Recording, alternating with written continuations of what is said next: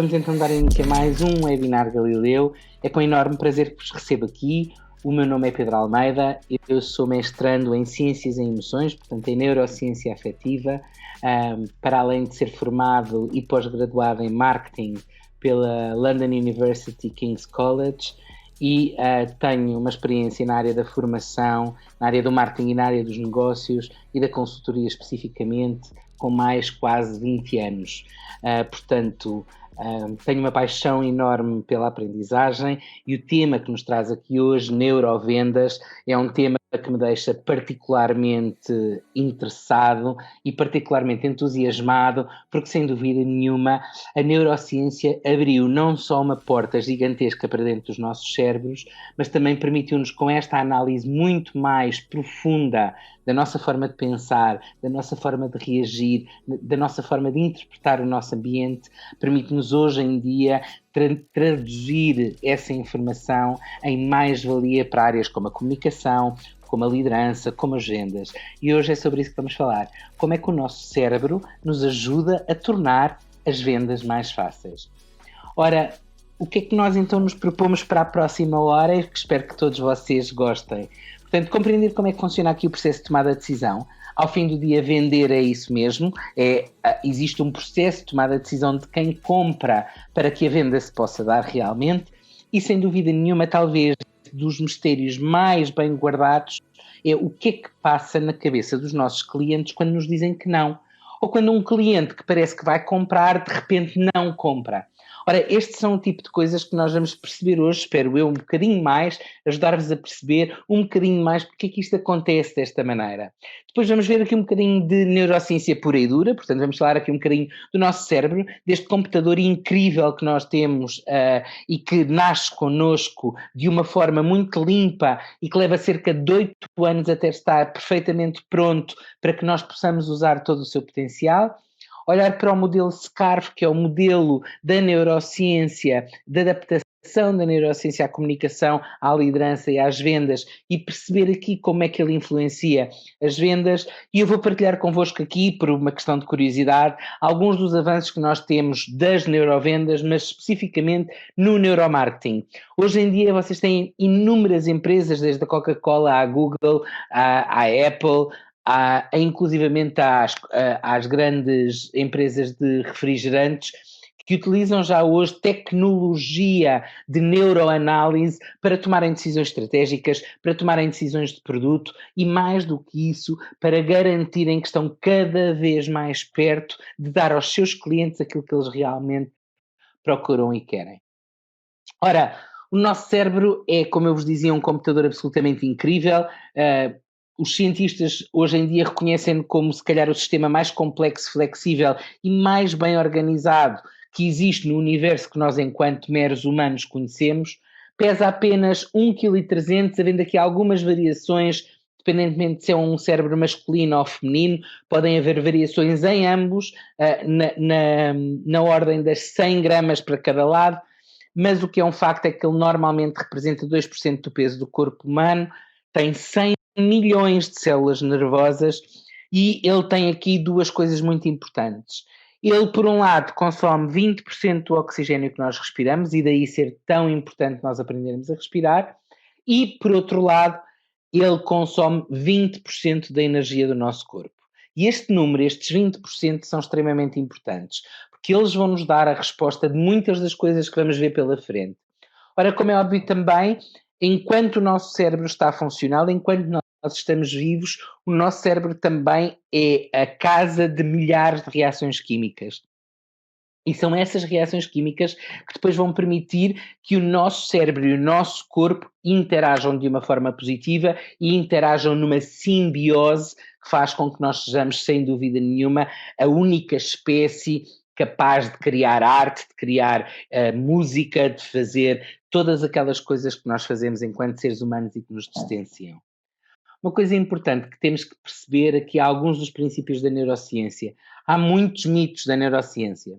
Por exemplo, um dos mitos mais comuns, e sintam-se à vontade para participar através do chat, mas um dos mitos mais comuns é que o lado esquerdo da cabeça é responsável pela razão e o lado direito é responsável pela criatividade. Alguém já ouviu falar nisto? Alguém acha que é assim? Se quiserem responder no chat, sintam-se à vontade. Já agora estou curioso. A Adriana Leal está a escrever. Sim. Sim, acredita ou sim já ouviu falar? São coisas diferentes.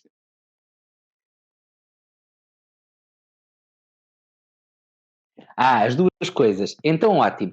Então, lamento imenso vir-lhe aqui estragar o seu dia ao dizer-lhe que hoje em dia o que nós sabemos é que não é bem assim. Há uma razão para pensarmos isto, porquê? Porque a nossa área de broca está neste lado e a área de broca é muito importante porque ela é responsável pela nossa linguagem. E dado que nós utilizamos a linguagem para processar praticamente todo o entendimento que temos do mundo, durante muito tempo, a área de Broca, a área de Wernicke, ou seja, há um conjunto de lateralização de funções deste lado do cérebro que durante muitos anos se pensava que realmente havia daqui mais razão e daqui mais criatividade, até porque o paralelo da área de Broca no hemisfério direito é responsável pela prosódia e pela música. E, portanto, essa noção não era de todo descabida, mas hoje em dia, e a neurociência está a evoluir gigantescamente, quase como a tecnologia, conforme os anos vão passando, mas o que é um facto é que os últimos 10 anos foram os 10 anos mais importantes da neurociência e onde nós podemos confirmar muita coisa. Porquê? Porque hoje em dia temos tecnologia que nos apoia, que nos permite ver como é que o cérebro funciona e isso é extremamente importante. Então, esquerdo-direito, sim, esquerdo-direito, mas não responsável só por uma coisa ou só por outra. O nosso cérebro funciona, na verdade, como um todo, ele funciona como uma rede, e apesar de nós termos algumas lateralizações de funções de um lado e do outro, o que é verdade é que eles vão sempre utilizar o outro lado para poderem pôr em prática não só componentes cognitivas, como componentes comportamentais e inclusivamente componentes fisiológicas. Uma coisa que é verdade sobre o nosso cérebro, e esta é talvez das verdades mais importantes, porque há 80 anos atrás não se acreditava nisto, há 80 anos atrás o cérebro era uma coisa que com a idade ia ficando, digamos assim, congelado ou ia morrendo. Nós hoje sabemos que o nosso cérebro é altamente plástico, ele tem a capacidade de criar novas redes neurais, ele é capaz de criar novos caminhos e, inclusivamente, nós hoje sabemos que no nosso hipocampo nós conseguimos ter uma coisa chamada neurogênese, ou seja, o hipocampo é uma estrutura que existe dentro do nosso sistema límbico, responsável pelas nossas emoções, pela nossa memória, etc., que consegue criar novos neurónios. E, portanto, isto é extremamente importante. Uma das coisas que a mim, enquanto estudante de neurociência, mais me chocou quando comecei a estudar foi este tema da dor social. Muitas vezes nós não percebemos, e todos nós, eu costumo dizer na brincadeira que todos nós fomos bullies e todos nós fomos vítimas de bullying em algum momento da nossa vida. E todos nós, de certeza, imagino que vocês desse lado, quando digo todos nós, estou a falar enquanto humanidade, não especificamente nós aqui presentes, mas para especificamente aqui presentes, tenho quase a certeza que todos vocês em algum momento já se sentiram excluídos. Ora, aquilo que nós percebemos hoje em dia ao analisar o cérebro de crianças e adultos em situações de exclusão é que as zonas do cérebro que são ativadas são as zonas da dor física. Ou seja, a exclusão dói verdadeiramente. Portanto, quando os vossos filhos vêm para casa tristes ou estão magoados porque os amigos não brincam com eles ou porque o irmão os afastou, essa dor é uma dor que é vivida fisicamente e não só emocionalmente. E isso é muito importante. Mas como eu vos dizia há pouco, o nosso cérebro é a máquina mais evoluída do mundo até há 100 mil anos atrás. É aquilo que faz de nós sapiens sapiens e, sem dúvida nenhuma, a nossa evolução cerebral foi bastante grande. Mas apesar de nós termos um cérebro que é hiper avançado, ele não cresceu, não se desenvolveu mais nos últimos 100 mil anos. Portanto, nós, na verdade, continuamos a viver com um cérebro que está pronto para um ambiente altamente agressivo, altamente instável, muito pouco planeável, mas vivemos num mundo que não é nada assim. Ou seja, na verdade, esta questão da ameaça e da recompensa é a base, boa tarde Ivone, bem-vinda, é a base para tudo aquilo que nós fazemos. Todas as nossas relações, os nossos pensamentos, todas as nossas decisões são sempre tomadas numa perspectiva muito inconsciente de prazer, dor, benefício, perda, aproximação, afastamento, amigo, inimigo. E é exatamente nós termos esta programação, digamos assim, natural do nosso cérebro que por vezes nos causa bastantes problemas. Ora então, falando de cérebro e sabendo que o cérebro nos pode causar bastantes problemas, como é que funciona o cérebro do cliente e o vosso também, como é óbvio? Na verdade, somos todos humanos. Ora, há uma coisa que nós hoje em dia já sabemos. Vocês já seguramente também já ouviram falar do cérebro reptiliano. Imaginando aqui, muitas vezes ouve-se neste paralelismo do senso comum, que nós temos um cérebro que é igual ao dos répteis. Ok? É com uma colher muito grande de chá. O que isso quer dizer é que nós temos um cérebro, sem dúvida nenhuma, é este cérebro que está aqui mais a cor de rosa e vermelho, aqui que se estende para a nossa coluna, para a nossa espinha, e esse cérebro é aquilo que nós chamamos o tronco cerebral e é o cérebro responsável por nós estarmos vivos. É ele que tem todas as nossas funções básicas, como o respirar, o engolir, o mexermos, todas essas coisas são controladas por este cérebro. Ele é um cérebro altamente instintivo, é um cérebro que está constantemente a tentar equilibrar o corpo humano e a garantir a nossa sobrevivência. Esta é a grande preocupação deste cérebro. Depois aqui na zona que vocês veem é amarelo, ok? E um bocadinho deste azul aqui mais arredondado antes das áreas rugosas, vocês têm aquilo que nós chamamos o nosso cérebro límbico. Aliás, eu posso-vos ir mostrando. E o nosso cérebro límbico é onde estão as nossas emoções, a maior parte das nossas emoções, onde está também, como eu vos dizia há bocado, o hipocampo, onde está o hipotálamo, onde está a nossa ínsula, e portanto, aqui um conjunto de estruturas neurais que são muito responsáveis pela empatia, que são muito responsáveis pelo reconhecimento do outro, que são responsáveis pelas nossas emoções, mas que têm um pressuposto muito importante. O grande guardião deste cérebro é uma senhora chamada amígdala.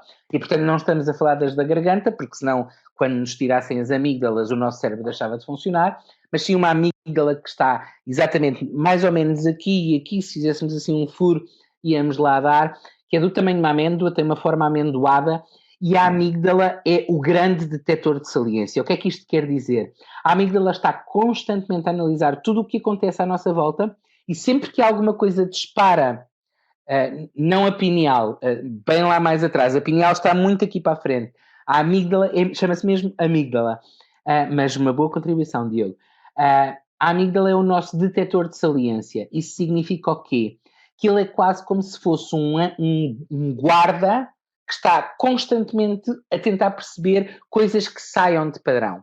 Portanto, tudo o que tiver uma valência maior, seja positiva ou negativa, a nossa amígdala vai reagir e, se for positiva ou negativa, vai envolver todas as outras estruturas cerebrais para dar uma resposta adequada. Ora, como vocês veem aqui do lado esquerdo, vocês já têm aqui quais é que são aquelas descargas químicas, neuroquímicas neste caso, que nós sofremos. E uma delas, a mais normal, é a da ativação de stress e da ativação natural. Isto quer dizer o quê?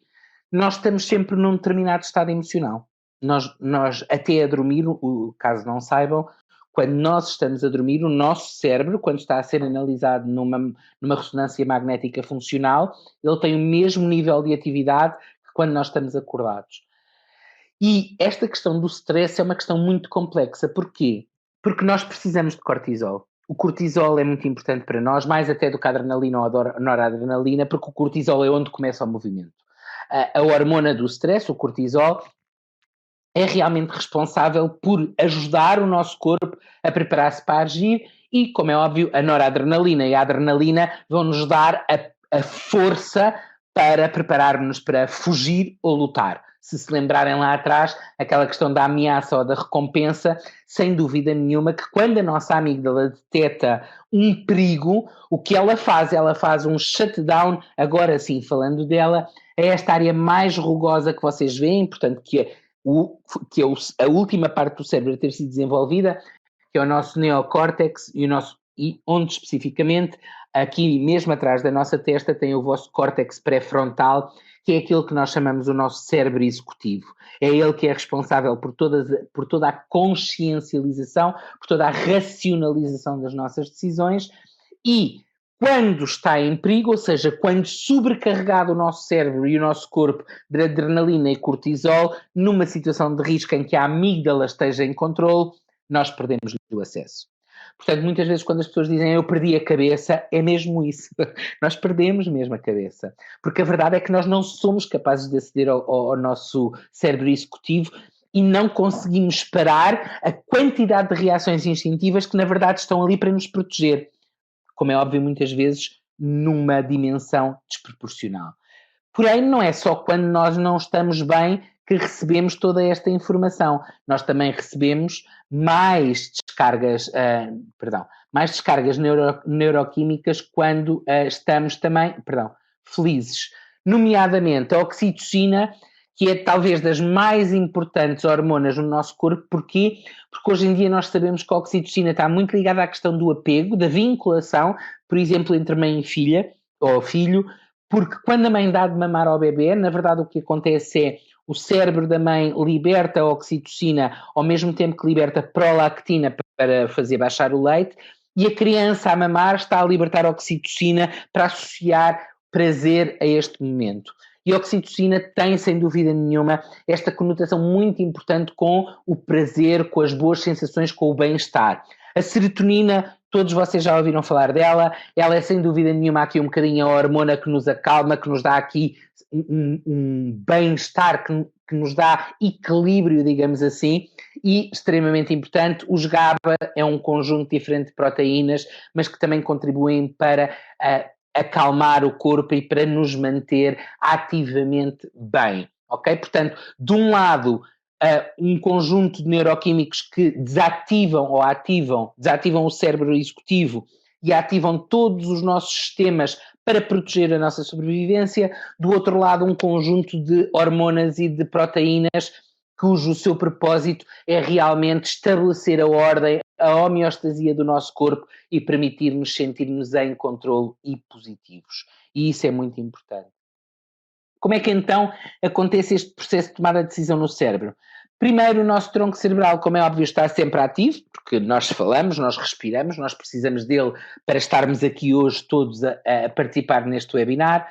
Temos o nosso sistema límbico que está sempre a fazer a gestão das nossas emoções, mas não só. É ele que cria as nossas memórias também, é lá que está a criação das nossas memórias, é lá que vocês vão encontrar também alguns dos elementos associados à empatia, associados também às emoções positivas e, acima de tudo, associados também à nossa percepção de nós próprios, muito importante. Depois temos o nosso neocórtex, ele está dividido em várias áreas, do parietal ao occipital e ao frontal, sendo que eles controlam todas áreas executivas diferentes, desde o visual ao motor e, como eu vos dizia, o nosso córtex pré-frontal, que é responsável pelas nossas decisões conscientes, pelas nossas decisões tomadas pesando prós e contras e pelas nossas decisões não emocionais, ok? Isto é extremamente importante. Ora, como é que nós então ativamos estes diferentes cérebros? É muito fácil.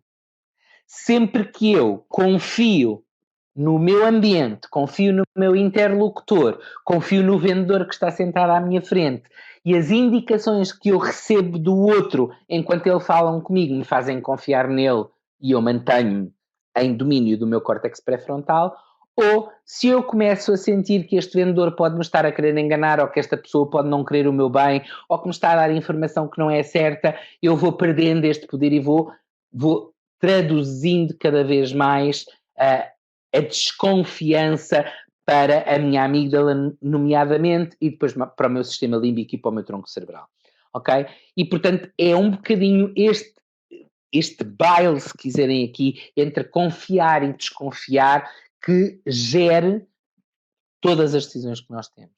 Sempre que nós confiamos, temos mais facilidade em aceder ao nosso córtex pré-frontal e em tomar boas decisões. Sempre que nós desconfiamos, temos que fazer um trabalho muito grande para controlar a nossa amígdala, para controlar o nosso sistema límbico, o nosso sistema emocional e recuperar o nosso córtex pré-frontal para saber que mesmo em desconfiança temos que tomar decisões melhores. Não é fácil. A verdade é que não é fácil. Ora, o que é que acontece então quando nós temos comportamentos redutores ou comportamentos potenciadores. Ora, qualquer vendedor sabe que quando se apresenta, há várias maneiras de fazer isto. Há aqueles vendedores que todos nós conhecemos, que são o vendedor da velha guarda, como eu lhe chamaria. Eu não vos disse no início, mas uma das razões para eu gostar muito de vendas é que eu comecei a minha vida profissional na Xerox e acabei a minha carreira de 10 anos na Xerox à frente da Academia de Vendas da mesma. E, portanto, tenho um carinho muito grande pela área comercial. Já formei mais de 3.500 vendedores na minha vida e continuo a fazer muita formação para chefes de vendas, diretores de vendas, estratégia comercial e etc. E o que é um facto é que todos nós conseguimos ver e pensar em vendedores que já conhecemos ao longo da nossa vida ou em situações de compra e de venda em que nós já tivemos, onde o vendedor nos fez julgamentos ou sobre nós, ou sobre a concorrência, ou fez julgamentos sobre se nós estamos a escolher bem ou se estamos a escolher mal, onde muitas vezes o vendedor fala só sobre ele e sobre o produto dele e me exclui. Perdão. Peço desculpa, estas alergias estão péssimas.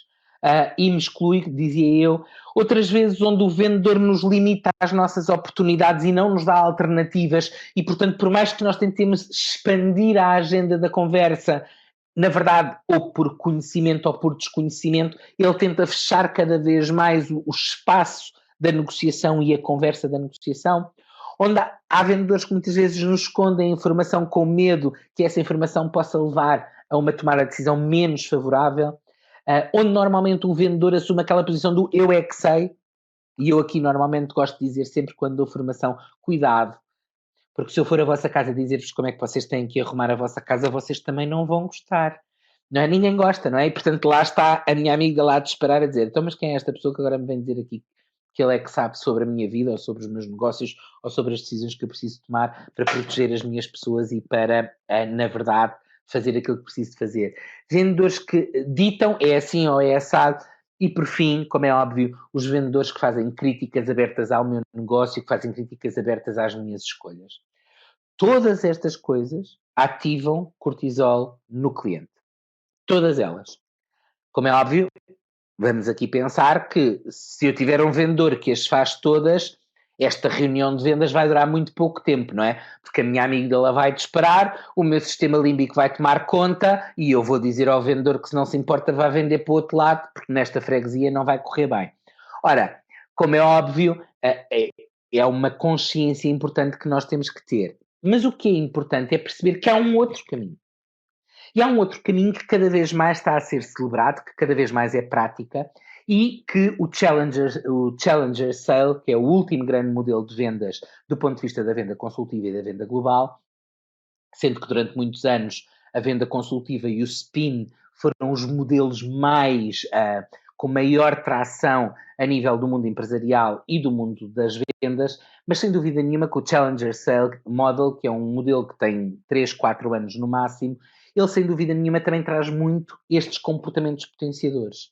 Porquê? Porque ele parte do pressuposto que nós temos que começar a trabalhar em parceria desde o primeiro momento. E isto não quer dizer que vocês não o façam. A questão é que nós ainda não o fazemos o suficiente em vendas. E da experiência que eu tenho, é onde há uma grande dificuldade. Por exemplo, ainda nos custa muito ir para primeiras reuniões com os clientes, Diogo, para este modelo que eu estou aqui a partilhar, tenho todo o gosto, depois a Galileu irá disponibilizar os conteúdos. Para o modelo Challenger Sale, basta procurar na internet Challenger Sale, eu escrevo-lhe aqui. Challenger Sale e pode encontrar, até há um livro ótimo e pode estudar um bocadinho aí o modelo. Mas dizia eu, uma das coisas que ainda não nos sentimos muito confortáveis é para preparar verdadeiramente boas reuniões de vendas. Boas reuniões onde nós não vamos falar sobre nós.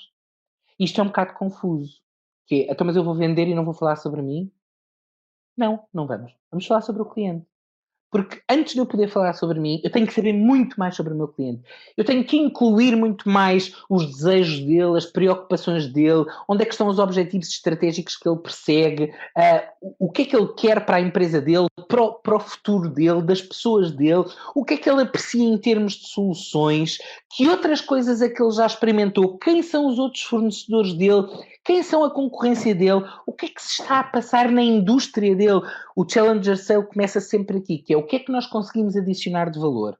Como é que nós nos conseguimos posicionar na oxitocina, no modelo da regulação para cima, começando logo com um estabelecer de confiança de mais-valia? Que é, o que é que eu trago para esta reunião que você não sabe sobre a sua indústria ou sobre o seu negócio?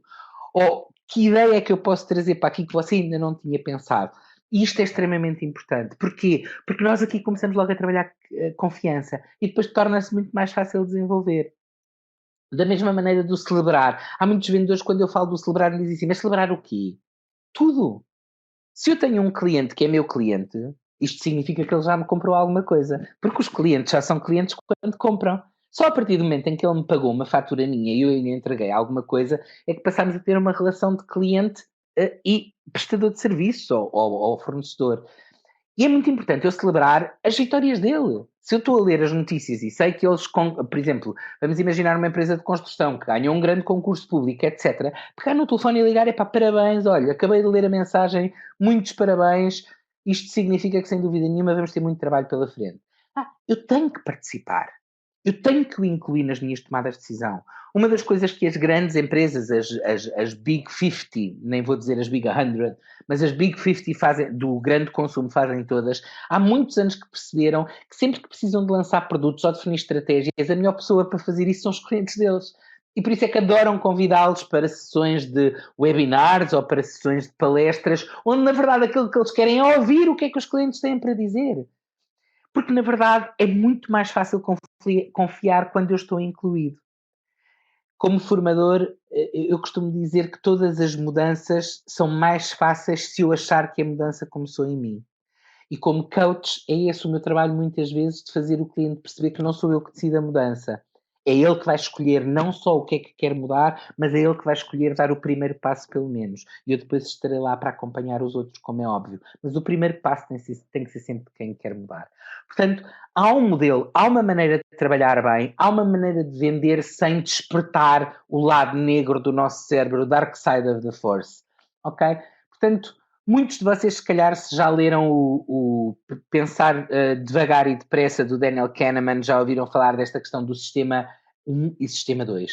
E, sem dúvida nenhuma, agora, que já percebem um bocadinho mais sobre o cérebro, percebem que o nosso sistema 1 é o nosso sistema límbico. Portanto, altamente rápido, muito intuitivo, sem esforço nenhum. E porquê o esforço? Alguém se lembra de quantos % da nossa energia é que o cérebro consome? Alguém fixou esse númerozinho pequenino lá atrás? 20%, Isabel Pinto, excelente. Obrigado, José, também. Todos se lembram, que bom, fico muito feliz. 20%. Ora, aí reside a grande resposta de porque é que 95% das nossas ações, 95% das nossas decisões são feitas exatamente no nosso sistema límbico. Porquê? Porque o nosso cérebro precisa de poupar energia.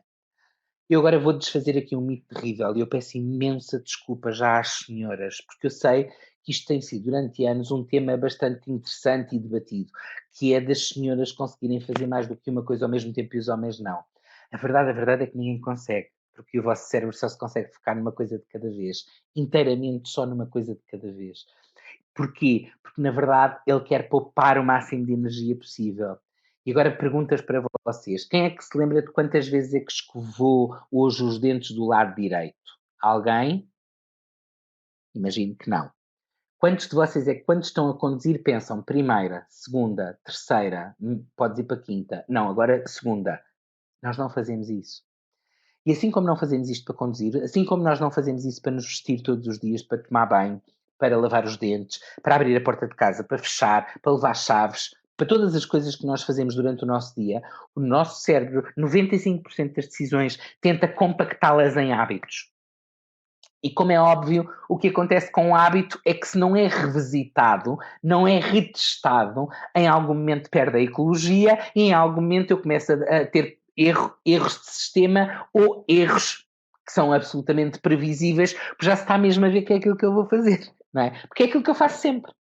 Ora, difícil é fazer o resto, não é? É estar ali com consciência, com esforço, a pesar os pós e os contras, com um foco de atenção completamente diferente e a tentar maximizar ao máximo a qualidade e a intencionalidade das minhas decisões. E o que é um facto é que já o Daniel Kahneman, e atenção, isto é um livro que tem mais de 10 anos, já o Daniel Kahneman na altura já se baseava na neurociência para falar sobre este tema e para dizer então do quão urgente é nós trabalharmos o nosso sistema 2, estes 5%, porque sem dúvida nenhuma nós precisamos destes 5% para vivermos melhor, para comunicarmos melhor, para sermos mais felizes, mas também para vendermos mais e para vendermos melhor.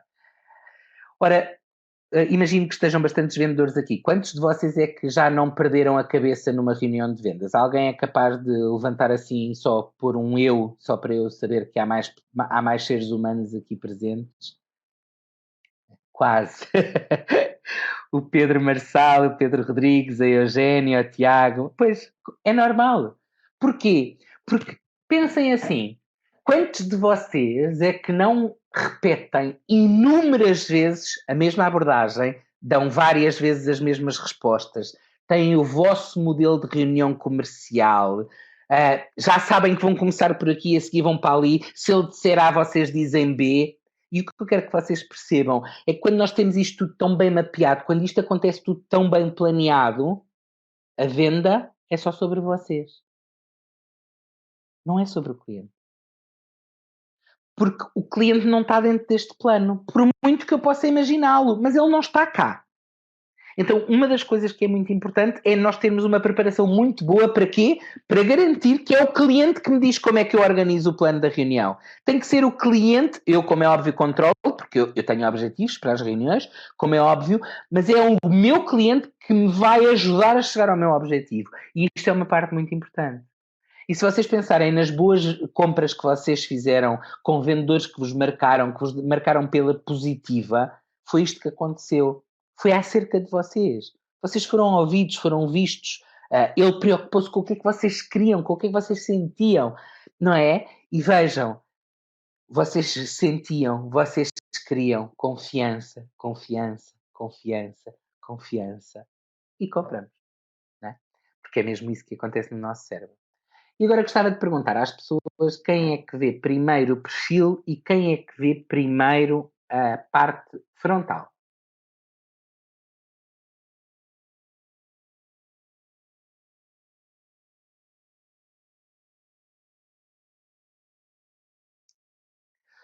Ok, já temos aqui muitas respostas. Ora, muito interessante, muita gente com a parte frontal, ou seja, significa que nós temos aqui muitos racionais, para quem conhece o modelo, diz que temos aqui muitos Ds e muitos Cs.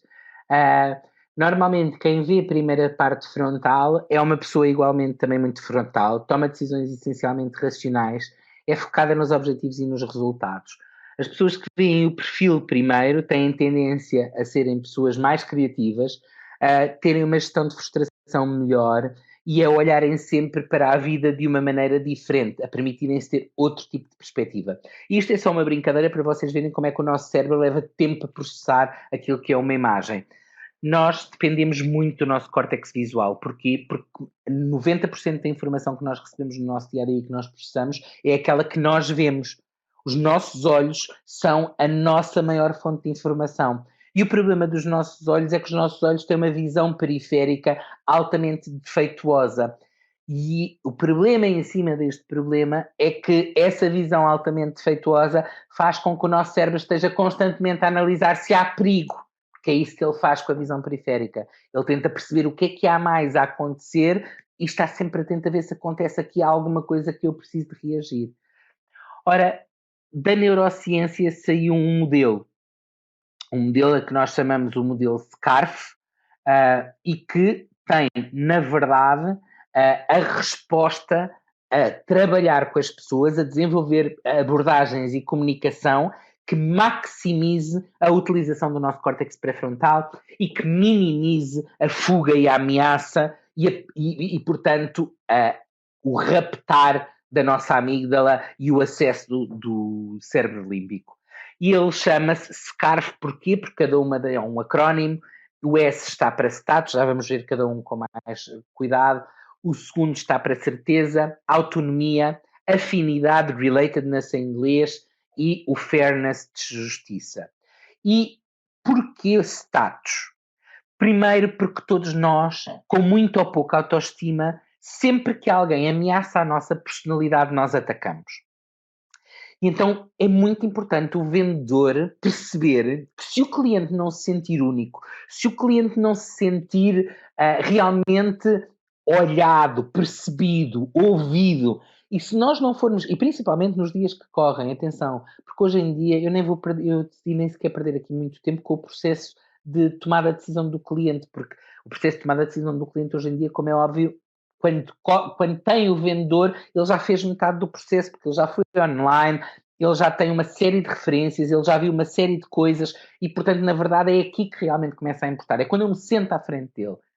E uma das coisas que é extremamente importante é realmente isso. Consigo me sentir valorizado pelo vendedor? A solução do vendedor valoriza a minha empresa? O eu escolher o vosso produto ou o vosso serviço vai-me vai-me dar uma percepção social mais positiva? As pessoas vão olhar para mim por usar as vossas marcas, por usar os vossos serviços e vão-me ver melhor? Vão-me dar mais valor? Portanto, é muito importante nós tentarmos perceber se o nosso produto, se o nosso serviço adiciona relevância, seja ela qual for, porque aqui não é se é muita ou se é pouca, é se adiciona ou não adiciona relevância, e isso é muito importante. Portanto, sempre que o meu produto conseguir, e sempre que eu como vendedor conseguir fazer o meu cliente sentir-se melhor com a sua posição, sentir que está a ser valorizada a sua posição, mais fácil é de vender. Certeza, muito importante. Sem dúvida nenhuma, esta é talvez daquelas partes onde muitos vendedores ainda falham hoje em dia, que é nós sabemos muito sobre os nossos produtos até o cliente nos começar a fazer perguntas difíceis. Não é? E quando o cliente começa a fazer perguntas difíceis e a pedir evidências que sejam relevantes para a indústria dele, o tipo de empresa, o tipo de problema específico que ele nos apresentou, aqui nós começamos às vezes a patinar e o cérebro dele começa a fazer a viagem para a desconfiança. E lembrem-se, quanto mais desconfiado, menos aberto ele está àquilo que vocês lhe estão a dizer e menos atenção, porque é aqui que está o segredo, não é? Porque se ele tem que usar o córtex pré-frontal para tomar boas decisões, significa que a atenção está aqui também. Deixei para agora.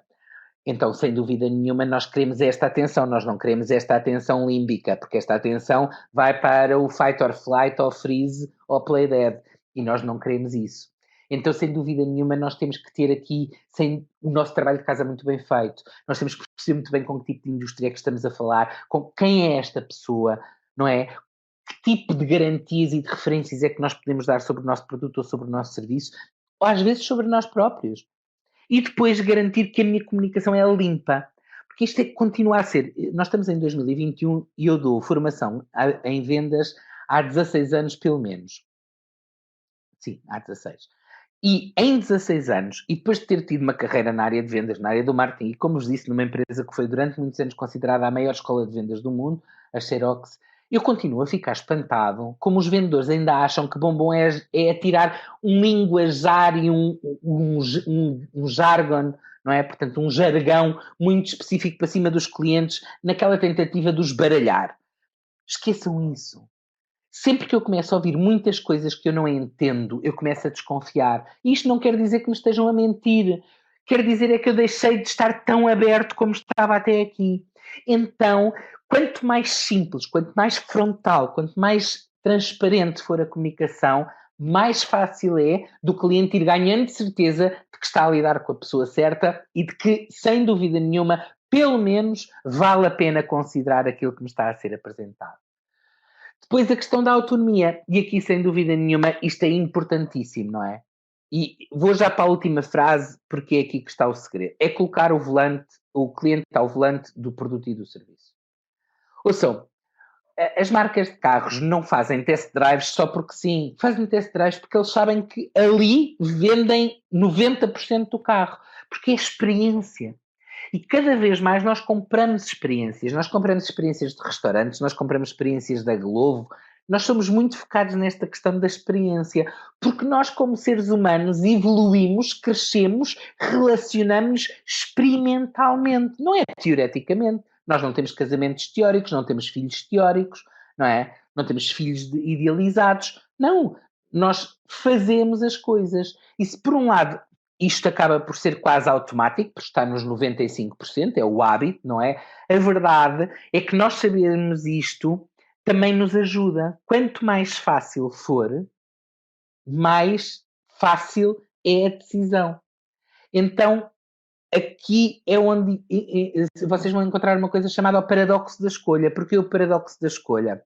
Porque escolhas demais dificultam as decisões, e se eu não tiver nenhuma escolha ou se eu só tiver uma, então vai correr bastante mal, porque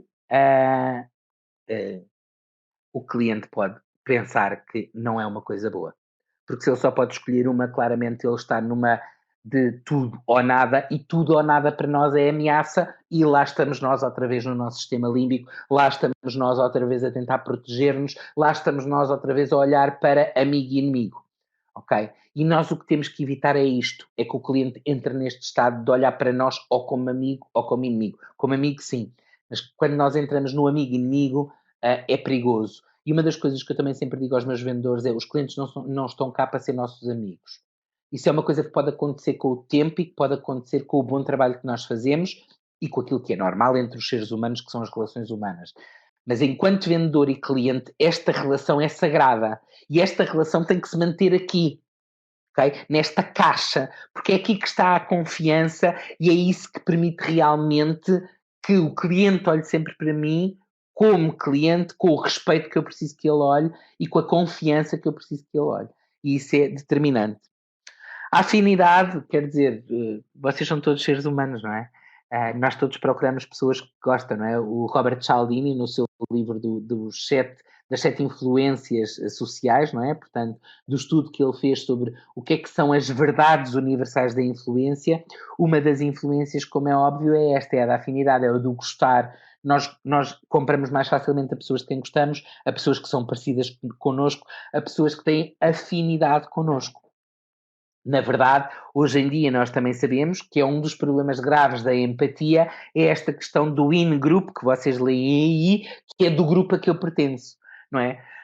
E então, infelizmente, o que acontece muitas vezes é, e eu vou-vos dar aqui um exemplo claro que todos vão perceber, atenção que eu não sou clubista de coisa nenhuma, nem sequer percebo nada de futebol, digo já, mas, por exemplo, se eu pertencer a uma classe, à claque do Benfica, e tiver um grande amigo meu que pertence à claque do Sporting, num confronto vai ser muito difícil eu esquecer-me do grupo. O grupo ganha sempre. Ok? E isto é muito complicado. Como é óbvio, estamos a falar por isso é que eu falei em conflito, porque em conflito o que é que está ativado? Sistema límbico, tronco cerebral. Sobrevivência. Ameaça ou recompensa. E o que nos mostram os estudos feitos em empatia é que a empatia para com o grupo natural, ou o grupo a que eu pertenço, é sempre mais forte do que qualquer outro tipo de relação. E isto é muito complicado. Como é óbvio, vocês também têm empatia para o vosso grupo familiar e agora percebem que muitas vezes, sem dúvida nenhuma, acontece ao que acontecer os meus filhos, ou o meu pai, ou a minha mãe, ou os meus irmãos, ou a minha mulher, ou o meu marido, são sempre mais importantes que qualquer outra coisa, ou deveriam ser. Uma das coisas então importantes é que consigamos estabelecer rapport com o cliente. Não é? Vocês podem estar PNL, podem estar várias coisas, mas é tão simples quanto isto. É só prestar atenção. Rapport, o truque do rapport é o truque da atenção plena, de olhar verdadeiramente para o cliente. E porque estou a olhar verdadeiramente para o cliente, me é fácil perceber que se o cliente se inclina e se eu me inclinar, o que eu lhe estou a dizer sem falar, mas o que eu estou a dizer ao cérebro dele é que eu estou não só a ouvi-lo, mas estou a vê-lo. E então são coisas tão simples como prestar atenção, por exemplo, aos adjetivos que o cliente usa e falar na mesma linguagem dele. Vocês vão ver, por exemplo, que há pessoas que falam sempre na mesma coisa: resultados, evidências, provas, números, etc. Sim, Luís Campos, sem dúvida, a escuta ativa, mas vai mais longe, porque a escuta ativa é a escuta consciente, é a escuta do córtex frontal. Porque esta escuta que nós normalmente fazemos não é escuta, chama-se audição, não é? Porque é o ouvir, e que é só física, é um processo fisiológico. O meu tímpano reverbera e, como reverbera, o meu cérebro interpreta a reverberação e, portanto, eu tenho informação. A questão é que para eu ter informação verdadeiramente real, Eu tenho que ouvir para lá só do que reverbera. Eu tenho que prestar atenção às palavras, eu tenho que conseguir calar a minha mente. Muitas pessoas me dizem, eu ouço muito bem, mas muitas vezes estou a ouvir as pessoas e já estou a pensar, eu já sei o que é que vou responder, ou estou a pensar nisto, acabou, deixei de ouvir. Se eu estou a ouvir alguém, se eu estou a ter uma conversa com alguém, já estou a pensar no que é que eu vou dizer, esqueçam, já não estamos a ouvir. Sim, sem dúvida nenhuma. Escuta ativa nesse sentido também, claro. Movimento, sentidos, posição, palavras, tom de voz, velocidade, todas essas coisas são extremamente importantes. E vejam que, sem dúvida nenhuma, se vocês pararem, e é um exercício que eu desafio sempre todas as pessoas a fazerem, quando vão para um café sozinhos, sentem-se e olhem para as pessoas que estão em mesas juntas, casais ou famílias ou amigos, e reparem como é que o corpo deles se mexe. E o que vocês vão reparar é que em pessoas que têm relações muito positivas, os corpos são quase que um espelho uns dos outros. Isto é extremamente importante para que o cliente confie em nós. É manipulação? É um bocadinho. Mas se na verdade vocês se predispuserem à afinidade, essa manipulação depois passa a hábito, lá está, e então deixa de ser manipulação para passar a ser uma intenção. E é aí que nós queremos chegar. E para acabar o scarf, como é óbvio aqui com a justiça, que é, não há... Eu nem sei como explicar isto, porque eu acho que isto nem sequer tem discussão possível. Mas eu ainda continuo a ouvir dos clientes, não, mas isto eu só faço para si. Eu sempre com um cliente, sempre que tenho um vendedor que me vem visitar e que me diz que só faz uma coisa para mim, eu imediatamente penso, então, e o que é que ele só faz para os outros? Porque eu nunca sei se o que ele só faz para mim é bom ou é mau. Porque se ele só fizer para os outros melhor, bem, eu estou lixado, não é? Porque estou a ser roubado pelo vendedor ou estou a ser enganado. E o que eu quero que vocês percebam deste meu argumentário é que só isto foi suficiente para eu me pôr na desconfiança. Para eu ativar aqui alguma coisa que me diz, oi, calma. E posso não estar lá no fight or flight. Posso ainda nem sequer estar no amigo ou inimigo. Mas já estou aqui no atenção. Não me é confortável. Deixa-me pensar. Ok? Então é muito importante, e hoje em dia, cada vez mais, com estas questões que nós temos do RGPD, com as questões todas que nós temos da informação estar em todo o lado, até muita dela errada, cada vez mais é importante que o cliente, quando nós lhe damos informação, quando nós apresentamos produtos, quando vamos apresentar propostas, quando apresentamos condições de compra, de entrega, quando vamos para a mesa da negociação e onde é preciso estar ali a trocar coisas, é garantir que o que estamos a trocar e o que estamos a pôr em cima da mesa é o que é. Não é melhor nem pior, é o que é. É conforme aquilo que o senhor quer, aquilo que está disposto a pagar, aquilo que eu tenho e aquilo que lhe dá a resposta, isto é o que é. Sem funfuns, nem gaitinhas, sem grandes coisas, sem grandes pinturas, porque todas essas coisas têm dois efeitos. Muitas vezes os vendedores querem pôr tudo numa proposta. E principalmente na primeira, não é? Vão com as armas todas. O que eu quero que vocês percebam, ou não percebam porque tenho certeza que o percebem, mas que se lembrem, é que se eu entrego logo tudo no início, a partir daí vai ser sempre mais difícil, porque eu vou ter que pôr muito mais a seguir, não é? Então é preferível começar sempre de uma base de transparência. E vocês todos têm os vossos limites, como qualquer vendedor, como qualquer comprador, como qualquer negócio. Nós todos temos os nossos limites. Se nós ampliarmos a frontalidade com que falamos deles, isso vai fazer com que nós ganhemos mais negócios, vai fazer com que os nossos clientes se sintam muito mais à vontade connosco. Então lembrem-se que sempre que eu trabalho com factos e números, vou estar sempre a trabalhar com o córtex pré-frontal. E factos e números é a verdade das coisas. É onde está o dinheiro, é onde está a minha solução, o meu produto, o valor acrescentado que eu trago, etc. Muitos vendedores têm uma venda emocional. E o que eu quero que percebam é que não há problema nenhum, desde que a minha emoção não ponha o cliente numa zona de desconfiança. Porque se o cliente sentir medo que vai perder alguma coisa ou que tem alguma coisa a perder em fazer negócios comigo, ele vai sair do processo. É que já nem sequer entra no processo de tomar a decisão. Ele corta o processo e sai completamente do processo. Porquê? Porque vai para a sua zona de segurança imediata. Então é muito importante nós entendermos que o equilíbrio certo é suficientes factos, suficientes números, suficiente confiança, transparência, uma abordagem clara, transparente, líquida e alguma emoção na conexão, no status, no reconhecimento do cliente, no valorizar da sua experiência, do trabalho da sua empresa, da indústria, da relevância que há no setor, etc. E este equilíbrio é extremamente importante. Ora, sintam-se à vontade para partilhar qualquer questão que tenham. Pedro, a questão de omitir informação, por exemplo, de um produto mais económico para tentar fechar um negócio com números mais simpáticos é válido ou incorreto? Deixe-me ver se eu entendi corretamente, Soutinho. Omitir informação, um produto mais económico, de que tenha um produto mais económico. Então, eu não lhe vou responder, vou-lhe fazer uma outra pergunta, que é, o que é que acontece se depois do cliente fechar o negócio consigo, descobrir que, afinal, você tinha esse produto disponível e não o apresentou? E, portanto, responda a si próprio isso. Acha que vai voltar a vender? Acha que ele vai confiar em si? Ouçam, às vezes a questão é o que é que o cliente quer. E nós temos sempre esta ideia que o cliente quer só preço. E é verdade, há clientes que só querem preço. Mas mesmo esses clientes são importantes para nós. Porque se eu conseguir conquistar um cliente de preço hoje com um produto que é mais barato, mas eu conseguir ganhar a confiança dele, se eu me conseguir posicionar como mais-valia na indústria dele, na empresa dele, para as pessoas dele e para os clientes dele, ouçam, ele não vai desaparecer. E eu vou conquistando o espaço para ganhar lá, diz a Marta Costa. Muito bem, o desafio é quando o cliente não sabe o que quer. E é aí que entra, sem dúvida nenhuma, ali a questão da confiança, não é? E é aqui que nós temos que ter a vontade de parar de vender. Isto é uma coisa extremamente importante. Eu digo isto há 16 anos. Às vezes nós temos de saber quando é que não é o momento para vender. Temos que saber, vou maximizar este contacto.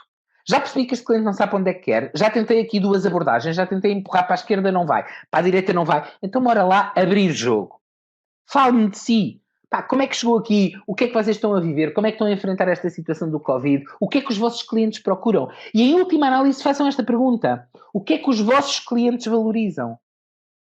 Porque quando ele começar a falar do que é que os clientes dele valoriza, ele está-vos a dar imensa informação sobre o que é importante para eles, sobre como é que o cérebro deles está a analisar o cérebro dos outros, não é? E então nós vamos buscar aqui um manancial muito grande. Esse cliente pode passar a ser um referenciador, apesar de não ter comprado. Sem dúvida, Joana, a questão da confiança é essa.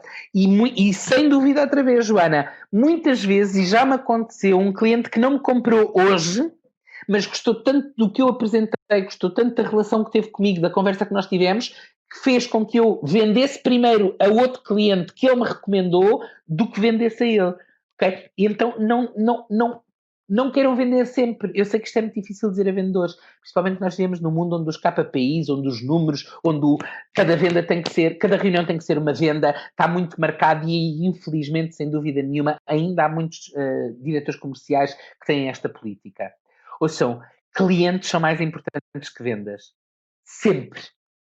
São os clientes que fazem as empresas, são os clientes que fazem os negócios. E, portanto, vocês têm que escolher ou vendas ou clientes. Agora, eu digo-vos uma coisa: se escolherem só vendas, há de haver um dia que ficam sem clientes. E no dia em que ficarem sem clientes, ficam sem vendas. E isto é matemática mais básica, é impossível. Diz a Celina: se o cliente se sentir aconselhado, sentir que estamos a impingir produtos, vai considerar uma mais-valia e valorizar o nosso contacto. Sem dúvida nenhuma. Vamos ver o que é que o cérebro anda a dizer. Portanto, eu já vos falei aqui da ressonância magnética funcional, só para perceberem o que mede esta máquina são flutuações no nosso cérebro. Já estamos a ficar com muito pouco tempo, temos só 7 minutos, portanto eu vou já aqui saltar. O que significa que cada vez que nós temos uma atividade neural, seja cognitiva ou que aconteça, há mais fluxo sanguíneo para uma determinada zona do nosso cérebro, mais oxigênio e nós conseguimos detectar que as áreas estão a ativar. E só para vocês verem, se calhar fica aqui este exemplo, hoje em dia isto usa-se muito, eu posso falar um bocadinho mais sobre o neuromarketing, mas queria que vocês vissem só, e eu vou andar aqui com o vídeo um bocadinho para a frente. Isto é a reação de um cérebro ao trailer do Harry Potter. De um adulto de 20 a 25 anos. Vejam, olhem as emoções. Olhem aqui a parte emocional. Portanto, a linguagem aqui a funcionar, a audição. Okay? Olhem a atenção, córtex pré-frontal. Olhem aqui a parte do cérebro límbico que ativa, olhem aqui a ativação das emoções. Viram? Até a própria música, esta tan, tan, tan, a amígdala reagiu e disse: eu reconheço isto é para prestar atenção, mas há emoção nisto. Ok? E isto é só vocês, depois nós iremos dar acesso ao conteúdo, portanto depois podem vê-lo com mais cuidado, mas só aqui em 2 minutos, muito rápidos, mostrar-vos que hoje em dia nós já temos tecnologia que nos permite, por exemplo, começar a tomar decisões sobre onde pôr determinado tipo de informação, as cores que usamos, o tipo de letra que usamos, e inclusivamente usar, este é um anúncio de Rebuçados, que foi todo feito com a análise de ECG. E só para perceberem, o nosso cérebro é emocional em primeiro lugar. E o que vocês têm aqui é este senhor abandonou o cão, e como é óbvio, nós conseguimos todos relacionarmos muito melhor com isto, e o anúncio todo depois vai mostrar uma série de cães abandonados e de cães em abrigo e etc. E como é óbvio, isto ganha muito mais dinheiro para as organizações, isto faz com que as pessoas façam muito mais doações do que propriamente as estatísticas. E voltamos à questão do cérebro, não é? Sem dúvida nenhuma, nós percebemos muito bem a ameaça dos outros. Não, são as estatísticas que cativam as emoções. E para aqueles de vocês que acham que o cérebro é verdadeiramente racional, deixem-me dizer-vos que têm que pensar outra vez, porque o vosso cérebro é, em primeiro lugar, emocional. Tudo o que nós fazemos é, em primeiro lugar, emoção. Só depois é que a razão vem e depois volta à emoção. Porque eu sinto, eu respondo conscientemente quando consigo e depois isso desenvolve um comportamento que tem uma resposta emocional outra vez, que é como eu vou sentir outra vez. Então nós temos que, de uma vez por todas, perceber que nós somos seres emocionais, e isso ainda é mais importante para nós percebermos que aqueles 5% que nós temos têm que ser usados o melhor que nós podemos. Obrigado por estarem desse lado, espero que tenham gostado, é só 1 hora, é um cheirinho daquilo que é o curso de vendas que a Galileu vai disponibilizar para aqueles de vocês que estiverem interessados, e se alguém tiver alguma pergunta agora de última hora, temos ainda 3 minutos, tenho todo o gosto em vos ajudar. A Eugénia Carvalho diz que foi tão pouquinho, é verdade, sem dúvida, eu já começo a encurtar, mas mesmo assim ainda falava mais tempo. Muito obrigado a vocês que estão desse lado. Se tiverem alguma questão, sintam-se à vontade. Obrigado eu. O prazer é todo meu em receber-vos e espero que tenha deixado pelo menos algumas sementes de curiosidade e que se interessem um bocadinho mais pelo tema. E força! Filipe, muito obrigado pelo carinho. Obrigado, Adriana. Obrigado, Célia. Silvina, muito obrigado. Bruno, muito obrigado. Obrigado, Antónia. Ninguém tem uma pergunta só para aproveitarmos aqui estes 3 minutos? Um comentário diferente? Alguma curiosidade? Obrigado, Sandra. Livro sobre o tema. Então, existe um livro chamado Neurocell. Recomendo, sim, Joana. O Neurocell é um ótimo livro. Eu não sei em português, eu vou pôr aqui o nome dele, ele chama-se Neurocell, ok? E é talvez uma das melhores obras mais atuais também em termos de neurociência nas vendas. Eu é que já podia escrever um livro, diz a Marta. Ele está na calha, eu estou a escrevê-lo, mas escrever um livro é muito complicado enquanto se faz mestrados e outras coisas. Em termos de percentagem, quão importante então é o rapport? Diga-me uma coisa, quão importante é para si sentir-se bem com as pessoas? E isso dá-lhe a resposta à sua pergunta. O rapport faz-nos sentir bem. Faz-nos perceber que o outro nos vê, que o outro nos percebe. Portanto, na verdade, se eu estiver sempre em rapport, ou se eu estiver preocupado em garantir que vou estando em rapport, quer de tom de voz, quer de posição de corpo, eu estou sempre a potenciar cada vez mais o sucesso.